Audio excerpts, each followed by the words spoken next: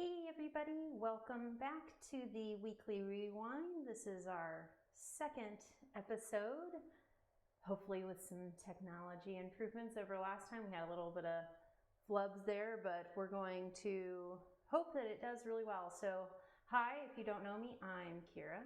Thanks for joining me. So we are 2 weeks behind on the Weekly Rewind because I was at BGG Con last week.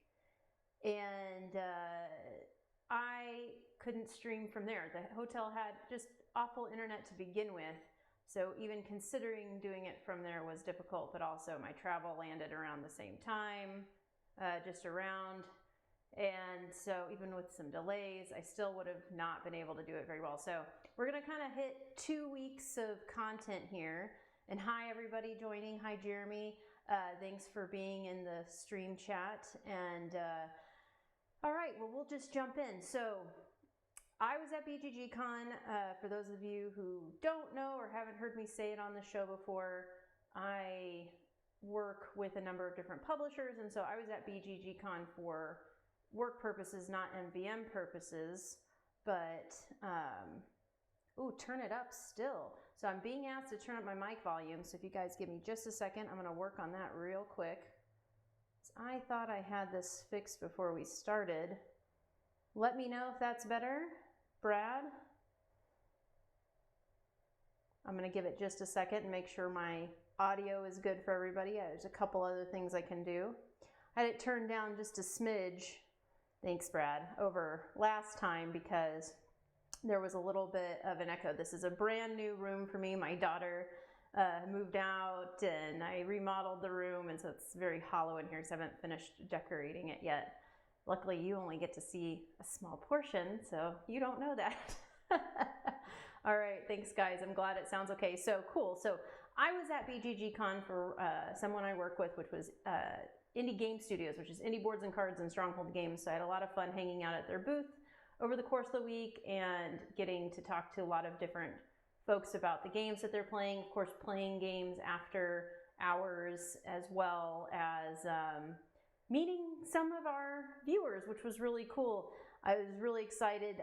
Thanks so much for those of you who took the time to introduce yourselves to me. I don't see Gator Dave in the comments today, which is a little sad because I wanted to at least go. I totally ruined his identity. If you are in our Discord, you may have already seen this, but Gator Dave, I saw him at the show. It was his first BGG Con. It was really nice to meet him in person. He's hilarious in our Discord. So if you haven't joined our Discord, check out the description of the video and jump right in there and see all the fun he brings along. All right, so let's see. So I've got a number of games to talk about today. I've also got a number of games from the wider team, right? So we've got Jeremy Howard in Wisconsin. We've got Kevin out in Washington. We've got Jeremy here in Indiana. I didn't hear from Ryan, but he was planning his baby's first birthday party they had today. So I figured that's probably why I couldn't catch his attention today. That's totally fair, although I know he did plenty of gaming. And then of course David, we all there's some games we played together. There's the games that they played while I was at BGG Con, of course, and then we played games with our family. So we're going to jump into all that. So just real quick, I'm going to go to the comments just to make sure I'm not missing anything. Let's see here. We've got James, who's curious about Empires of the North, which we're definitely going to talk about today. Thanks Casey, who loves the segment. I'm really glad. Carol's glad it's back this week. And Martin says baby's first Euro game. We're of course talking about Oliver Ryan's baby who just turned 1. So very cool. I'm going to go ahead and somebody is just jumping in talking about what they're doing, introducing games to family over the holiday. So let's jump in. I'm going to first talk about some of my new arrivals and some of my own pickups from the show, and I'll talk about the ones that I've actually played as well, but I just want to talk a little bit about some of the things that have shown up while I was traveling as well. So let's look at that. First up, I've got Western Legends Annie Up. So again, for those of you who don't know, I used to run Colossal Games. So our first game was Western Legends.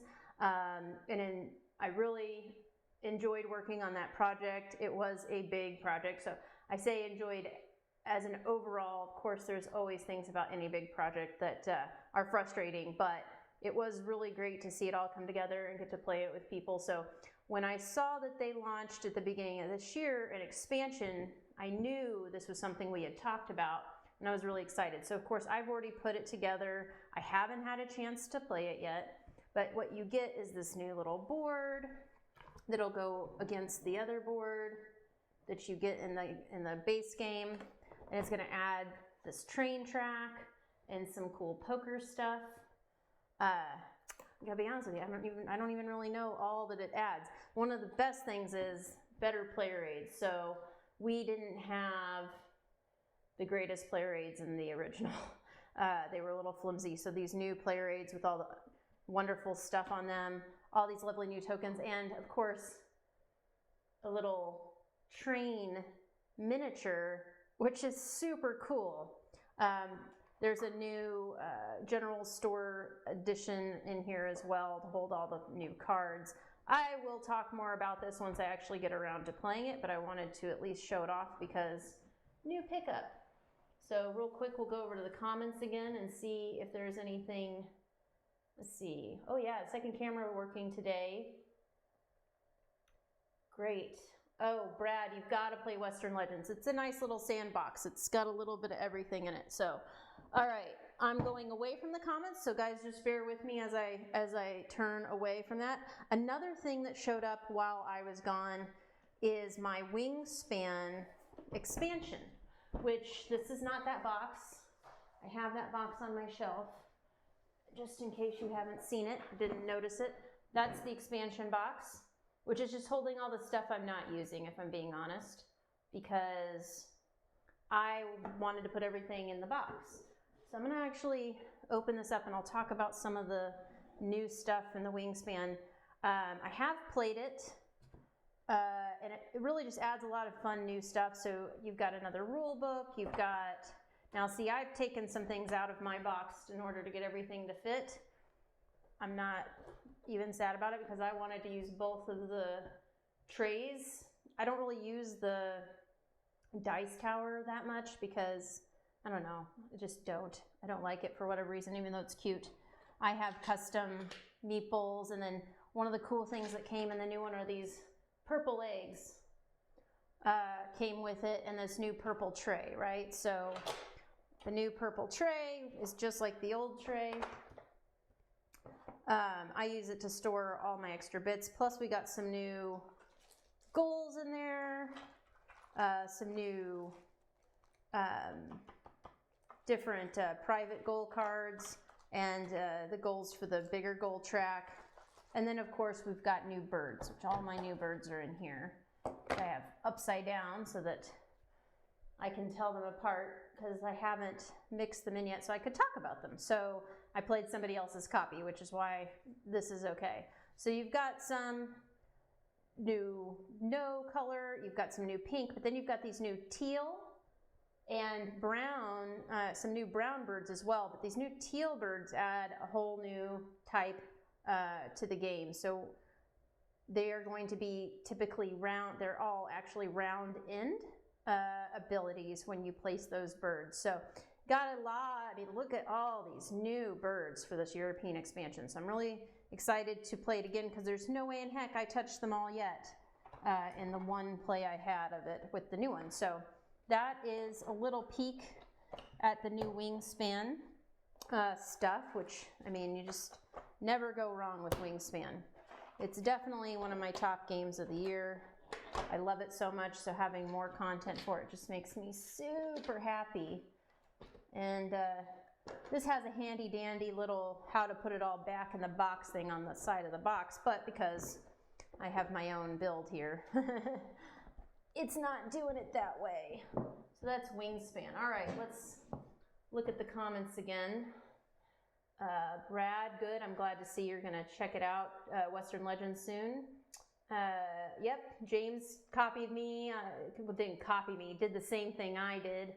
And we're just going to keep going here. So hi, Paul. Thanks for joining. Everything about Wingspan looks so good. So, okay, going back to the table, I'm going to bring out the next game. So those were the couple of games that showed up while I was gone. Now, pickups. My pickups at the show specifically. I'm going to start with one that was one I've been wanting to play really bad. And I got a chance to check it out, finally. John D, Trisha, and Nate and I all played. So John D works with me. You might have seen her at the Smirk and Dagger booths or the Queen booths or Mayday back in the day when she's worked with them. Trisha works with Indie Boards and Cards. You'll always see her at those booths. And then Nate from Gamelin Games, of course. You can't miss him. He's like 20 feet tall. So this is the one. This is the Deluxe Copenhagen. Had to have it because I loved the game right away and wanted to bring it home to play over the holidays. And I did. Taught my dad and my husband. And this does have the beautiful acrylic tiles with the little see-through windows, which are just the best. Really cute game. Was very easy for me to teach to my dad and my husband. He picked it up really well because of the Tetris bit. So for those of you that don't know this game, I'll just do a quick, very quick. You're trying to fill in your rows and columns with all windows because all windows means more points. You still get points if you finish the row or column. It's just half the value of what you would if they were all windows. When you cover up these little coat of arms or you finish a row with a coat of arms, you're going to get to either flip your ability tiles. You'll have these little tiles that sit out that you can gain throughout the game that make doing certain actions easier for you. You'll be able to gain more of those, flip those over if you've already used them, or you can gain a single clear tile which you can use to fill in empty spots. So the whole goal is to get to 12 points first, and that's the game. It's really simple, it's super beautiful, and it's designed by Daniel and Asger, Sidekick Games, who you might know from Flamme Rouge, most recently Deep Blue and Bloomtown, which were very popular at Essen. So, all right, real quick to the comments as I grab the next one out, which was a game I've played a bunch that didn't come out at BGG Con or anything, but I just had to have my own copy. And I got to introduce it to a bunch of people as well, which is Ishtar. Let's see if there's any comments here that I need to address. Yeah, the tactile feel of the deluxe components in Copenhagen are very nice. I really, really liked playing with that. And then just the added value of you can actually see through the window if you're covering up something. Now, granted, if you have a brick wall, when you cover up one of those coat of arms, you can't see it, but it's just still kind of a nice to have. So those of you who don't know Ishtar, this is a beautiful area control-ish type game. Bruno Cathala had his hands on this one, and you are basically building gardens. Ishtar, the goddess, has granted your desert some life with these fountains, and you're building gardens around them with these gorgeous tiles that are under here, and they have these little flowers on them. On the back, they're seeds because, you know, they haven't sprouted yet. But you're going to be building out these gardens, and the different fountains are worth different value, and there's different icons that give you different abilities throughout the game. And ultimately, I tend to really enjoy building trees. So there's these funky little trees, which I just love. They're like the coolest, like little, almost look like they could have the life of their own to them. Anyway, I love building trees in this game. It's a strategy I tend to lean on pretty hard. And you've got all these very cool different tree cards, which when I purchased it, I got these special promo ones, which are holographic. And they are just, oh my gosh, I love them so much. But all the art on all the trees is pretty incredible. And they're all unique and lovely in their own little way. And if you don't know, Man vs. Meatball is doing a Kickstarter right now with some awesome promos in it. And one of the promos that is included, this is one of my favorite trees, this little blue one. But one of the promos, well, I shouldn't say one of, there's a promo pack included for this game with 5 new tree cards. So I'm pretty pumped about that because I gotta get my hands on those. So yes, I did back my own Kickstarter because I want some of these promos, man. They're super cool. Well, my husband backed it, you know what I mean. So anyway, so this is Ishtar, super pretty game, super easy to teach. Taught this one to my dad as well. A little bit, my Uncle Mark had just gotten in and was driving from Ohio, so he's a little tired. I pretty much played the game for him. You can see our scores here. So Uncle Mark came in second. I had 69, 66. My husband 62, my dad 44. Uncle Mark only did that well because I helped. He was pretty much out of it the whole time because we were drinking some wine and having a nice time together, playing this game and trying to relax after the Thanksgiving holiday of eating far too much food, which I'm sure we all did, here in the US anyway. So that's Ishtar. Definitely one of my most favoriteest games of the year. It's just a lot of fun. Oh, I see Jeremy's joined us in the comments. Jeremy Miscellaneous. Did I back Tainted Garden? Let's move back to the front camera for a second. Hey. So yes, I did back Tainted Garden, and yes, I'm having a glass of wine this evening while I talk to you guys. It's called Josh, and I had it at Thanksgiving, and my dad left the rest of it here, and I noticed right before I started. So, did I back Tainted Garden? Yes, I did. I saw it at Essen, and it was looking super good. I'm really excited to actually have that. And if you did not know, there's a cherry blossom tree promo in our Kickstarter as well. So be sure to check that out. So the Josh is the Merlot, I think, because he got it specifically for my uncle. Somebody just asked in the comments which Josh variety I had. All right, so real quick before I go back to the table, I want to point out a couple of games. I'm going to show some gorgeous pictures while I do it. So first things first, everybody, Tainted Grail. So today on our Kickstarter, we just revealed a Tainted Grail promo that are these cool rune tiles and a promo, and it's like a very chance-oriented addition to your game if you're interested in that. So here are some pictures of Tainted Grail though that Kevin took, our Kevin out in Washington, Old Man Games, part of the channel. Let's see those. So honestly, this game is super cool. We can't wait to get into it. I'm really excited about the special promo they made for us for our Kickstarter. Awaken Realms is killing it. Kevin's pictures are killing it. And so I wanted to show those off because they're really great. So Ryan and Jeremy and I, and maybe even David, are going to jump into a campaign of our own soon, and we're probably going to live stream all of it. So be prepared for that. I'm sure that'll be fun. So also, another game we've been playing a lot of, what you see behind me, is Death May Die. So the guys played this on the live stream this week. I was in the comments. I know Jeremy Howard's been playing the heck out of it, and I actually have some pictures from him to share right here. The game is super cool. The miniatures are amazing. I haven't even broken into my own yet because Jeremy has it, so we've been playing his copy, but I am the most excited to play with the giant Cthulhu. I mean, that was the whole reason I backed it personally.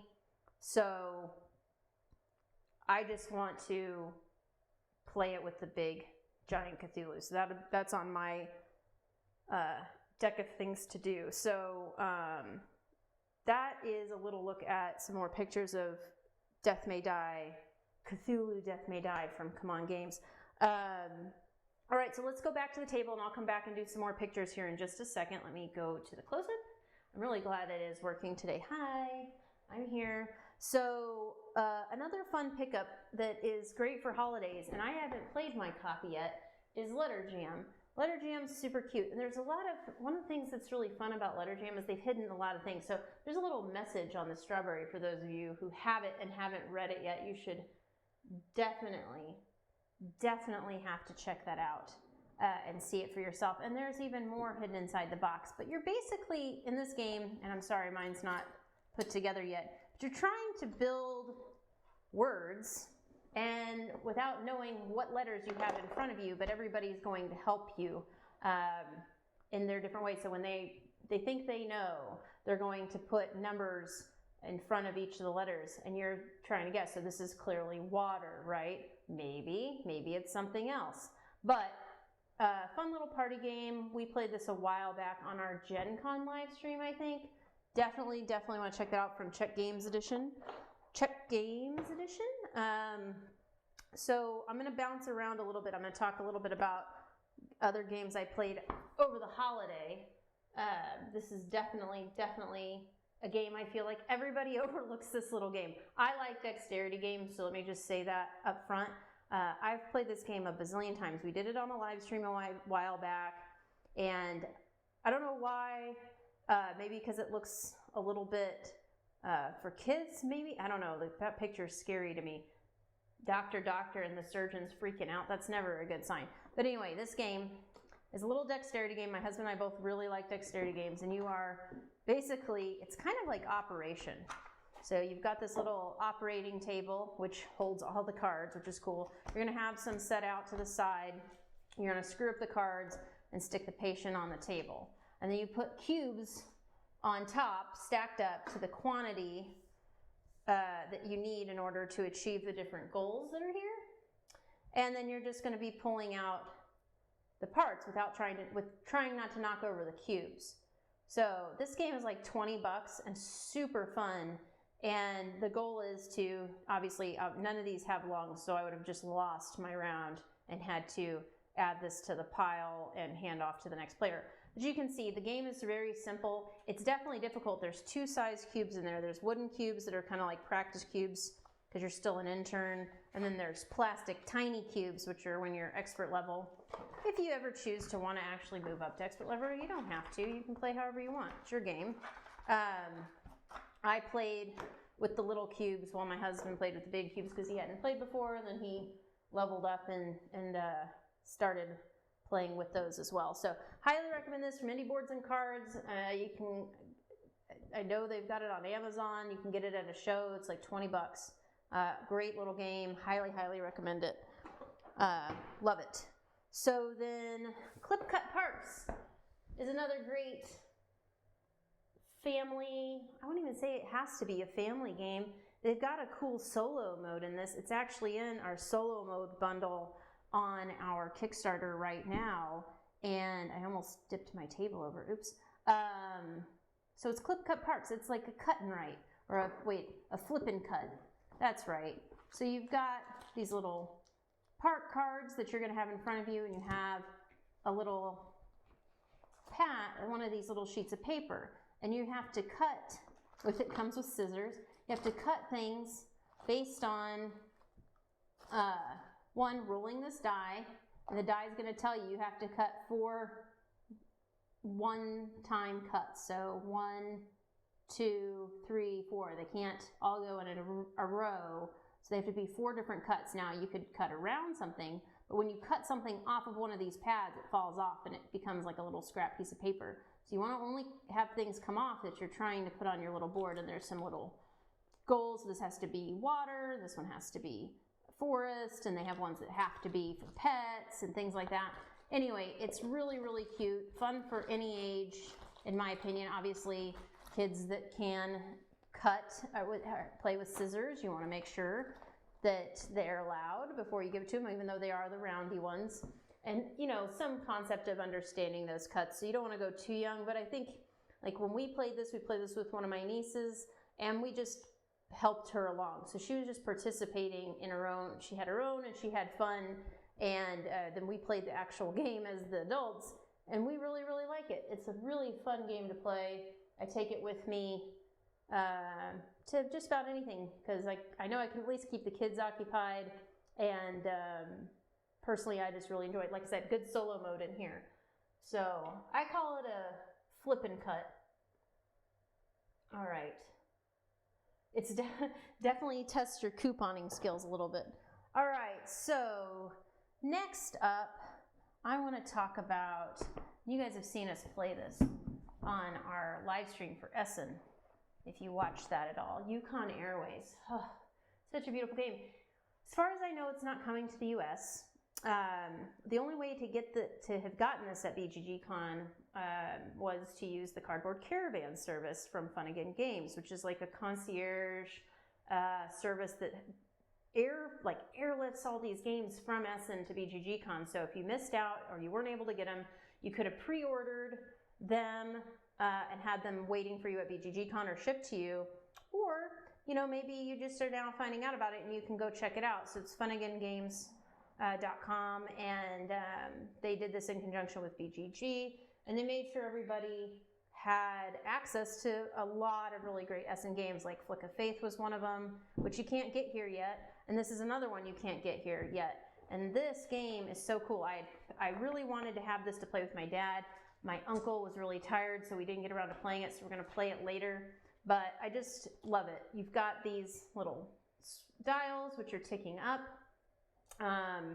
So I'm really glad that I picked this up at a BGG Con. But you're flying around, dropping off passengers. It's dice drafting, which I enjoy. And then there's these little switches that fit in here, and you can flip these little things on and off. They're different abilities. Highly recommend go check out our live stream if you want a little bit more of an in-depth overview. If you want to get a copy of this game, check out Fun Again Games. It's, I think, the only place you can get your hands on this game right now, or anytime in the near future if you are in the US at least. So I really like this game, and it's got such a cool story about the designer's dad, which is what inspired the game, because he used to be a bush pilot. Highly recommend checking it out, reading about it. It's a really cool story from Luna Nova. Another Cardboard Caravan pickup, which I snagged this from Jeremy's because I brought it back for him. 1987 Channel Tunnel. So we showed last time the plain one, 1947, which was a real-time, crazy, insanity game. This one, not so much. I don't know a lot about it other than that you are building, it's a building project. You're building the Channel Tunnel, right?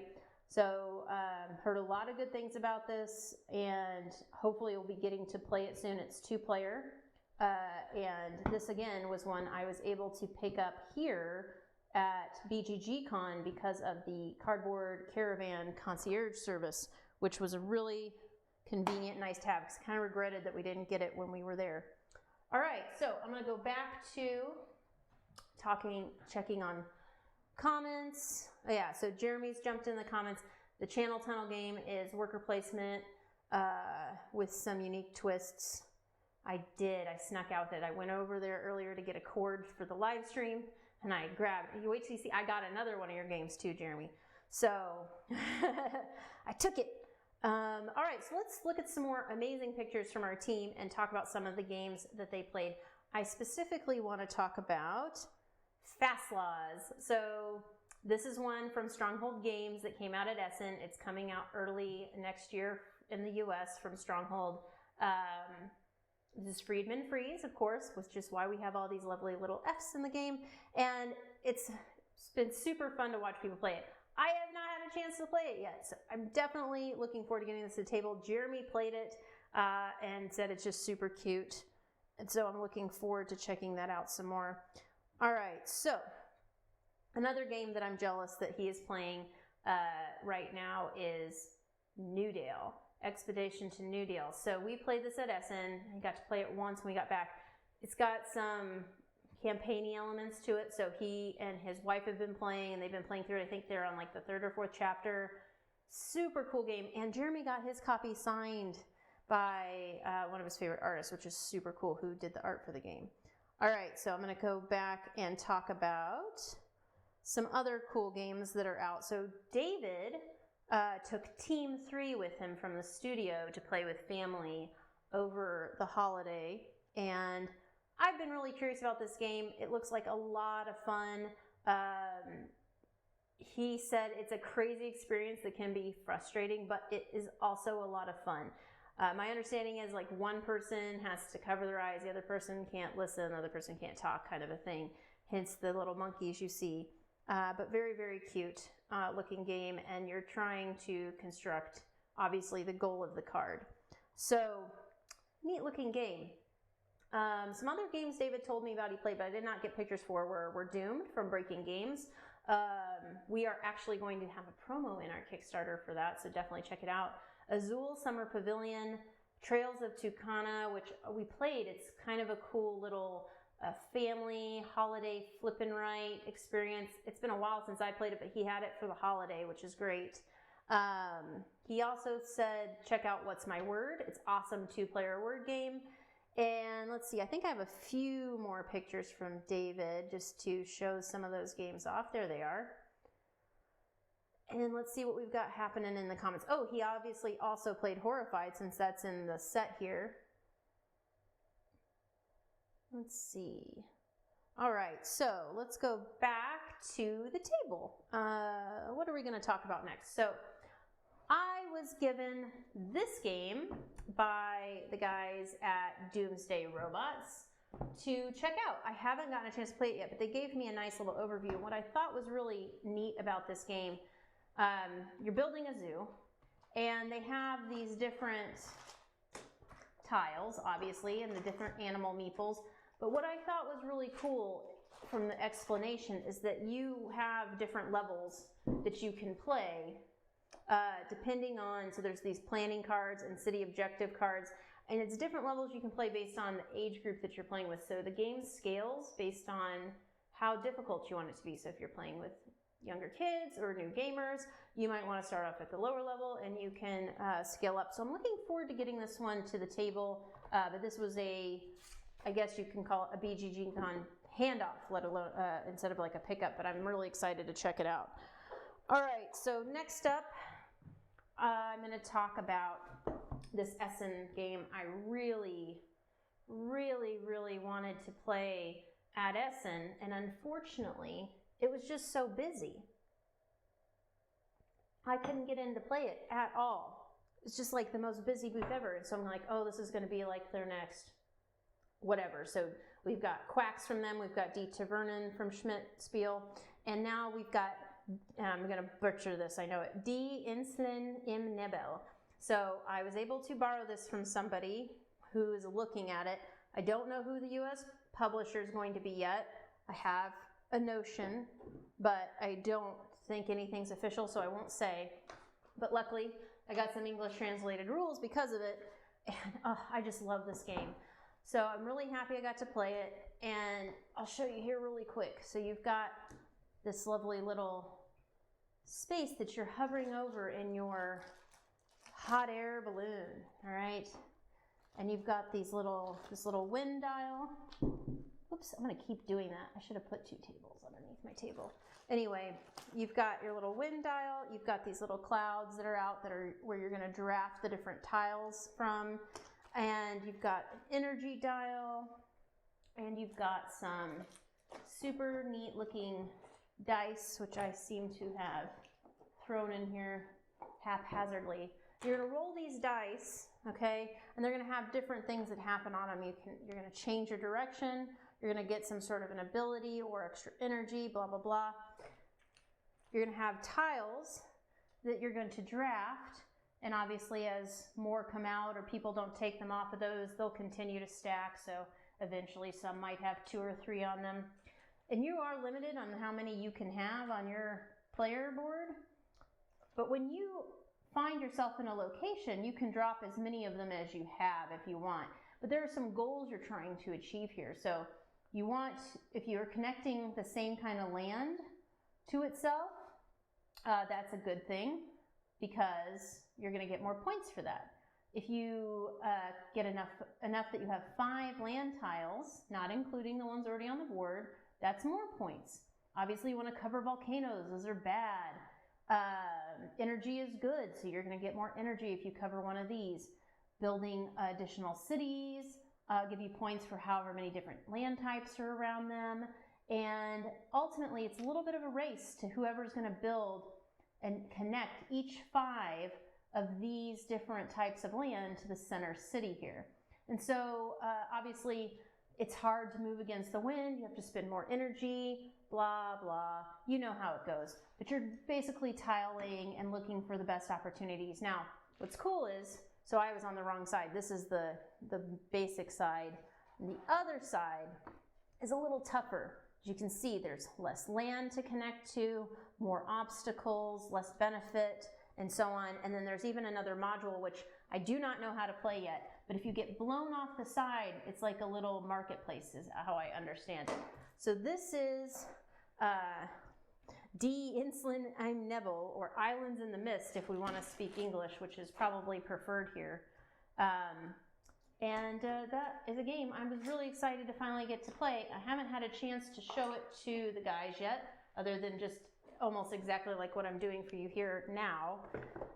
So we're going to hopefully play it soon, and then we can all talk more about it, because I really like it. And this is one of those I can't wait to get probably proper English rules, because these rules are okay. The English translated stuff that's in the box here. So that is that one. Any questions? I am a bit soft, somebody is saying. I can definitely turn myself up a little bit more.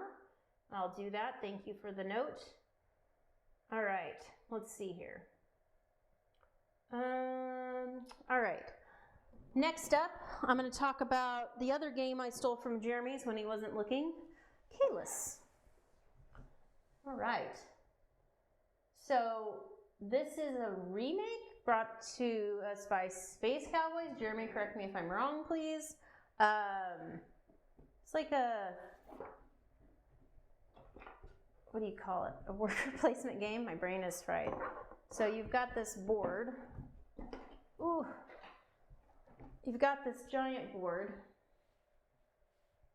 And it's going to have different tiles coming out that are worker placement spots, right? And they're all going to have different things you can do, and you're going to put your guys there. These are some special spots that supersede. This is something that'll move things around. There's this little horsey guy that comes out, and he kind of like, where he's at is where all the worker placement action stops. So there's some very mean stuff that you can do in this game.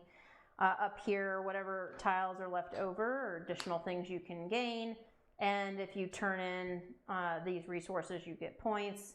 And there's these little worker cards that you can gain that hang out up here until you gain them. They give you special abilities throughout the game, such as ways to get more points. And this insert's kind of a mess, Jeremy. These little pieces don't stay in here very well. All right, we'll get them back. Anyway, I'm happy because it has black player pieces, which are what I prefer to play with. But overall, it's a very dry game, but I really liked it. David, Jeremy, and I played this one. David was less hot on it. He was more of the, it's okay, it's dry. I liked it. It was super mean, and I tried really hard to go with a strategy I thought was going to work, and it just didn't. So I didn't do very well the first time around. So I'm looking forward to getting to play it again, and now that I know the game a little bit. But you just have to take some risks sometimes and to take that game. Jeremy's go-to player color. So we've got people, so I brought up that my go-to player color is black. David's is yellow. Ryan's is red, and Jeremy's is blue. Jeremy Howard, I believe, is also yellow, and I think Kevin is green, I want to say. So that's pretty it. So yeah, pretty themeless would be, Jeremy jumped in the comments for those of you who can't see the comments. It's pretty themeless, I'd say, is a good way of saying Kahlé. So, all right. So last but not least from my pile, and I'll go back to a few more pictures, is Empires of the North, which I picked up as well as the Japanese islands. I've played Empires of the North. Jeremy taught it to me a while back. Had to get the expansion, which I have not played yet, but it is a BGG Con pickup for me. And sorry for keep saying, trying to look back and forth here at the comments. It's a little different doing a live stream completely solo. Jeremy Howard would know what I mean by that. One of the cool things that I got, though, was this new solo scenario called the Feudal Age, which I'm really excited about to go with the Japanese islands. And it's just a very beautiful game. So if you've ever played Imperial Settlers, this is that, but better. If you played 51st State, it's that, but better. It's got a lot more going on, and personally, this replaces both of those for me, and this is the one that I'll be playing with going forward. It's got a very nice little insert where things pop out. You've got this is your distant islands, which you can go out to, and they are other places for you to gain resources and things like that throughout the game. I have not dove deep into this game, and it has been a while since I played it, which is a big reason why I wanted to pick it up, because I know I loved it and I want to play it again. And so now I own it, so I get to teach it to my husband. I just got to go back and read the rules again because it's been a minute. So that's Empires of the North, the new Imperial Settlers game that is, not that Imperial Settlers isn't great, this is just so much better. And this is so much better than 51st State, which I liked better than Imperial Settlers. So, Empires of the North with the Japanese Islands expansion. So, all right, what else do I have to talk about today? Let's see. I'm going to check the comments real quick and make sure I didn't miss anything from anybody. Oh, David's in the comments. He adopted yellow, he says, for his player color, but he prefers orange. That's fair. Yellow's been my backup color forever for a lot of reasons until... because that's what I always got when I played with the guys at Colossal. And then Beyer joined the team, Chris Beyer, and he was yellow, so then everything just got really confusing. So if I can't be black pieces, I'm generally like gray or white or whatever is next, or purple, or yellow. And if I can't be any of those, then things get wonky and I start grabbing the wrong player pieces. So... and I think we all do that. So, all right, so let's see what else I've got. So another game the guys played while I was out of town is this Dreamscape game. I hope I'm remembering the name of this correctly. Yes, Dreamscape. And so this is a cool looking game. I imagine it's very abstract. I don't know a whole lot about it. I'll refer you guys to the comments to see what they have to say about it. But it's very beautiful, and it looks really neat and weird. Like, it looks like it's got a really weird thing going on in a way that I probably would like. What else did the guys play while I was gone? Top Gun. They played Top Gun from Prospero Hall, which you know was good, and it's Top Gun. It looks super neat. Prospero Hall, I don't know that I've ever disliked one of their games that they've touched and put their amazing design team behind. But I was way into all the photos I saw of it. I really am looking forward to playing this. All three of the guys seem to have liked it. Other than that, we've got Fantastic Factories. I definitely heard about this from a couple of people. Both Jeremy Howard and Kevin have played this. These are Kevin's pictures. He's such a great photographer, right? So be sure to follow him on his Instagram at Old Man Games so you can see all the amazing stuff that he's doing all the time. But Fantastic Factories is Deepwater Games, and it is out now from my understanding. Top Gun has volleyball, says Jeremy, so you definitely want to check that out. Let's see, what else? What did I miss? I know I missed something. Oh, two more. Great Wall, obviously, so because we do Kickstarter previews, we get to see these. We played Great Wall at Essen, and I liked where it was going. It wasn't quite done yet. I know there's still some development. I'm not sure where it stands right now. I know Jeremy played it to do the preview, and it's a cool worker placement game about building fighting and protecting the Great Wall. And there's all these neat character abilities you can add. There are different workers you can add to your tableau who can help you. Very, very interesting looking game, and obviously it's Awakened Realms. Everything about it is just super gorgeous. And then there's Legacies, which is a Euro. I think it's still on Kickstarter right now. I know it had a pretty massive rule book, but it looked great. And Jeremy just did a 5 interesting things about this. So be sure to check out the channel if you want to learn more about this one. All right, so let's go back to the comments. Yes. Jeremy made a great point. Awakened Realms always delivers. For those of you who aren't aware, we're having some bundles from them show up on our Kickstarter. We'll have a Tainted Grail bundle arriving on our page tomorrow. We've got a really cool Tainted Grail promo that we announced today and showed off on the page, so be sure to check that out. And I keep saying I'm having an day, so forgive me. Let's see here. Is there any questions from the gallery? Anything you guys want to know about? Anything you'd like to see us talk about? So while I'm waiting for some comments to pop in, I will be at PAX U this week. I will be there with publisher Roxley Game Laboratory. I'll be demoing Dice Throne, which y'all know. One of my most favorite games that's up on the shelf is kind of hidden right now because of Cthulhu. It's off camera, but it's on my top shelf. It is a game that always comes to the table. I'm really excited because we're going to have a special promo for the Kickstarter for that as well that Manny is going to do a art live stream for. He's in the middle of moving right now, so we're going to hold off on revealing and having him do that, obviously, till he's settled in his new place, so probably mid-campaign for that. But definitely come see me at the Roxley booth during PAX U if you want to play a little Dice Throne. I'm pretty sure we'll have some cool stuff to show off there, like the Season 1 rerolled stuff. First look at that, and I believe we'll maybe even have Dice Throne Adventures. I'm not 100% sure. Don't quote me on that. Check with Roxley, but I will be there playing Dice Throne all weekend. David and Ryan will also be at PAX U, free roaming, so if you see them, flag them, wave them down, and say hello.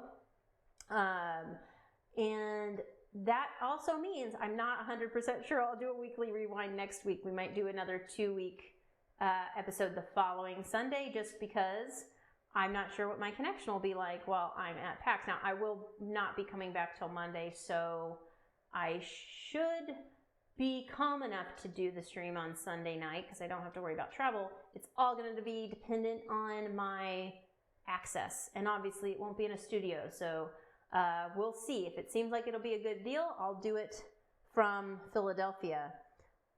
So yes, Jeremy will be in Indianapolis all by his lonesome while we're all gone, so be sure to come game with him. And let's see, do we have any questions? Did we ever review party games? No, we don't really review party games, and I don't have a good reason for that other than we go through so many. We definitely talk about them very regularly on our chit-chat episodes and things now like Weekly Rewind, because we do play them, obviously. And they're really fun and great for like holiday events and things like that, and you know, the random pop-up get-togethers that you might have. Oh, somebody asked about Tiny Epic Dinos. What did they ask about Tiny Epic Dinos? I should have played it. I started to play it at BGG Con, and I didn't get to finish because I got sick. Oh, I just had something bad for dinner and it wasn't sitting well and I had to go lay down. And I was really excited to play it again because I hadn't played it with any of the mini expansion stuff, and they had that there. They had these tiny, so they're dinos from the pre-production sample they got, came in like 18% too small, and they were so tiny and so cute. So ultra tiny epic dinos in the future, I don't know, but I do know that I left John D and Trisha to play it with them, and they really liked it. It's a worker placement. I heart it so much. I'm hoping a chance to get to play it again at PAX U instead, since I missed it. I'm not 100% sure if Gamelin will be there. But I don't know what was specifically asked about Tiny Epic Dinos, and so I feel bad that I can't answer the question, but that's my recap of Tiny Epic Dinos. Let's see, any other questions for me?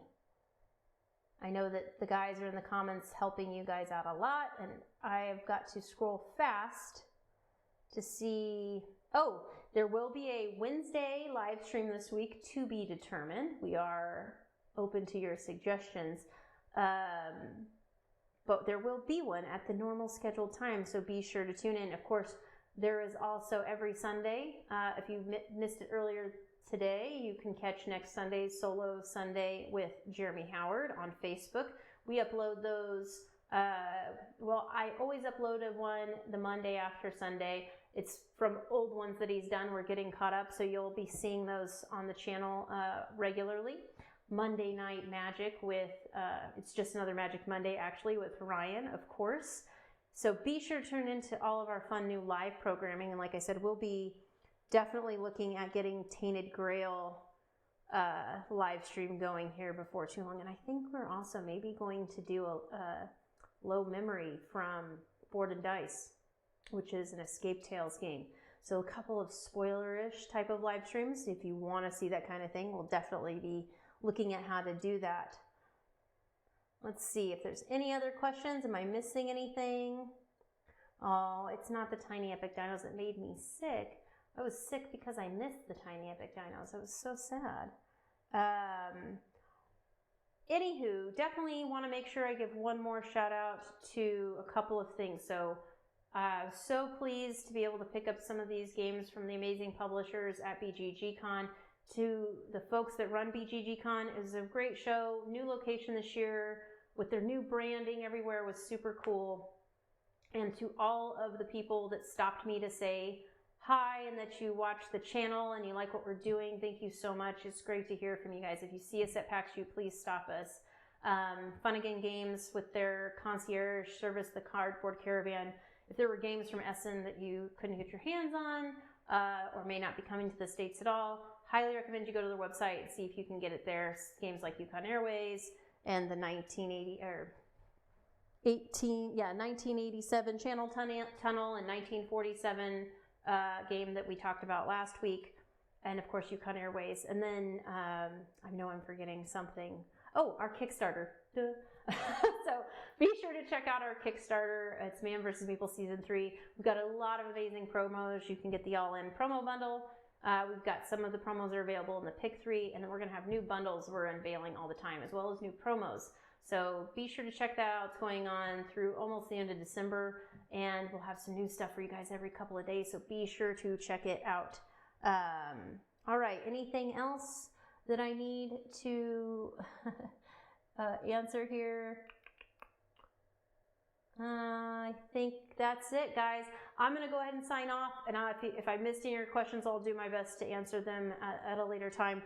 Thank you for bearing with me as I do this stream solo, and I'm still learning every week. I hope to get better, so I'll take your suggestions in the comments as well. Please give me your feedback. Thanks again for tuning in, and we'll see you next week.